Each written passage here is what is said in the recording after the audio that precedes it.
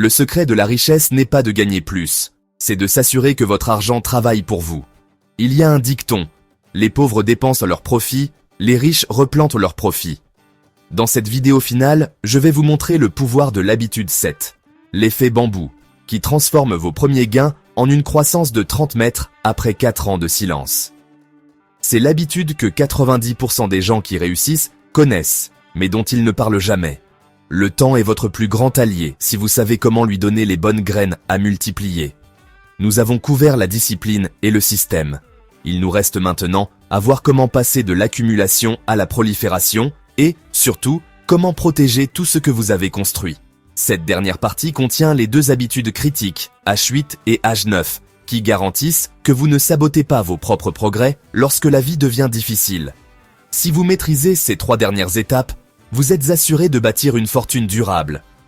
Habitude 7. L'habitude de replanter. Laissez les profits, créer des profits. Il y a un dicton que j'ai porté avec moi pendant de nombreuses années. Les pauvres dépensent leurs profits, les riches replantent leurs profits. Cela semble simple, mais cette petite philosophie crée 2 vies complètement différentes. L'une vit pour dépenser, l'autre vit pour construire un avenir. J'ai rencontré un jour un vieux fermier en passant devant un vaste champ dans le sud de la Californie. Il était assis sur une charrette en bois, les yeux fixés sur le champ doré devant lui. Lorsque j'ai demandé pourquoi il gardait une partie de ses graines chaque année au lieu de toutes les vendre, il a souri et a dit « Jim, si je vends toutes mes graines, je ne suis riche que pour une saison. Mais si je garde des graines pour replanter, je suis riche pour la vie. » Cette phrase est entrée tranquillement en moi comme une vérité indéniable. L'avenir est construit à partir de ce que vous gardez, pas à partir de ce que vous gagnez. Dans les finances personnelles, l'habitude de replanter les profits est la graine de la richesse durable. Pas seulement épargner, pas seulement investir, mais réinvestir ce que vos investissements vous rapportent. Beaucoup de gens obtiennent un petit profit et le dépensent immédiatement. Un shirt, un repas chic, une gâterie pour se récompenser. Mais les riches sont différents. Ils considèrent les profits comme des graines, et les graines doivent retourner dans le sol. Avez-vous déjà entendu l'histoire du bambou chinois? La première année, le fermier ne fait que l'arroser. La deuxième année, toujours en train d'arroser. La troisième année, toujours rien ne semble changer. La quatrième année, le sol est toujours plat, comme si aucune graine n'avait jamais été plantée.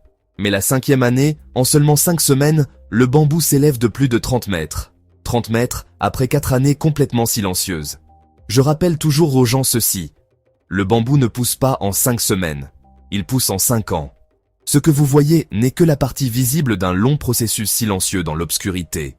Replanter les profits, c'est la même chose. Vous ne le verrez pas en 1 mois.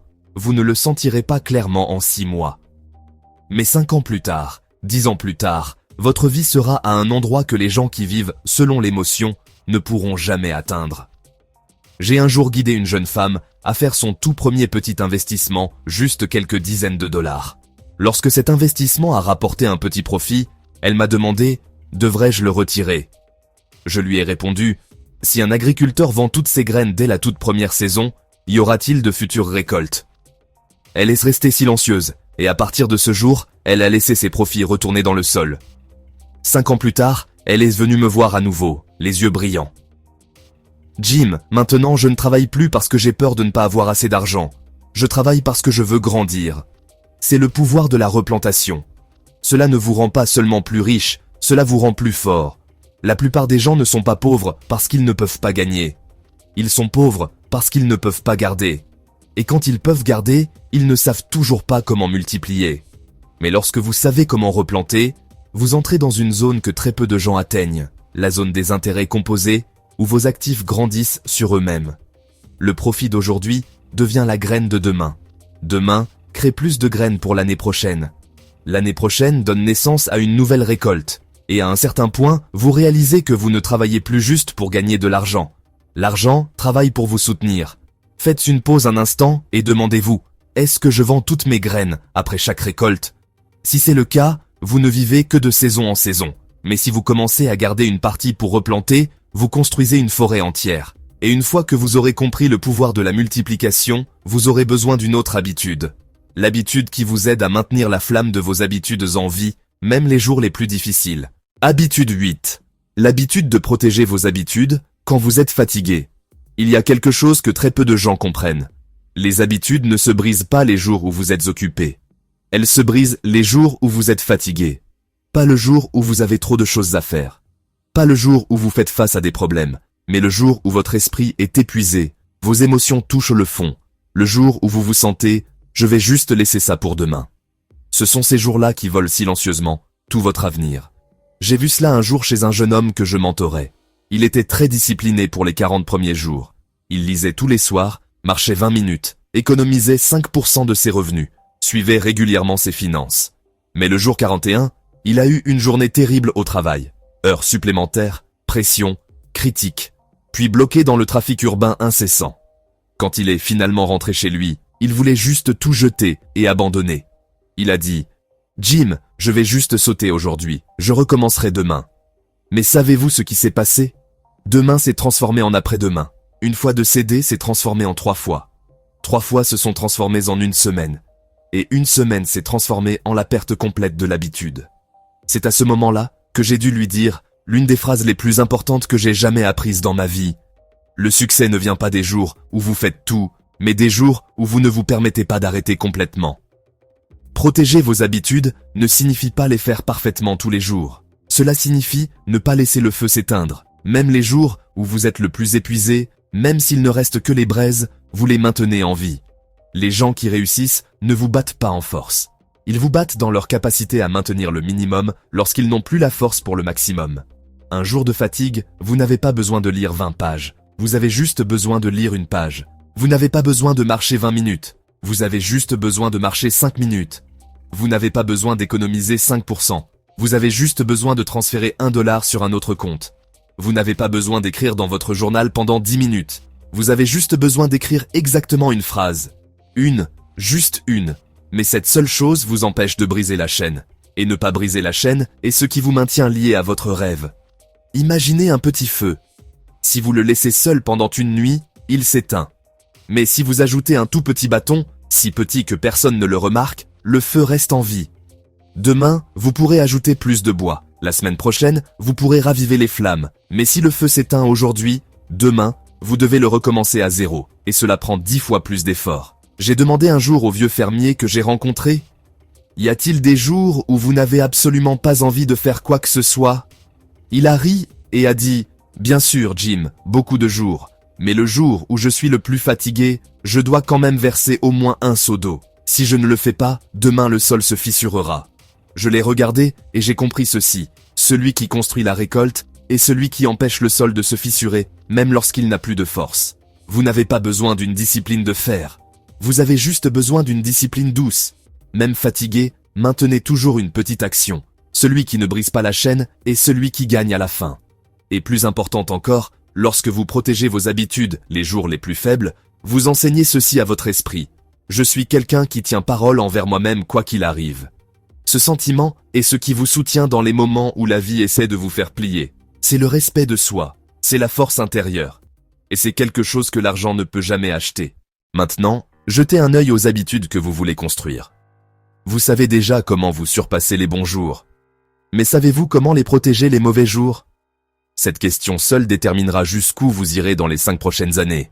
Lorsque vous comprendrez cela, vous serez prêt à passer à l'une des habitudes les plus puissantes, créant un effet de point de bascule à partir des plus petites choses. Habitude 9. L'habitude des 2%. Le pouvoir des petits pas qui changent une vie entière. Il y a des histoires qui ne sont pas bruyantes, qui ne sont pas éblouissantes, qui ne vous font pas dire « waouh » immédiatement, mais qui ont le pouvoir de changer la façon dont vous voyez la vie. L'histoire de la femme que je m'apprête à vous raconter en fait partie.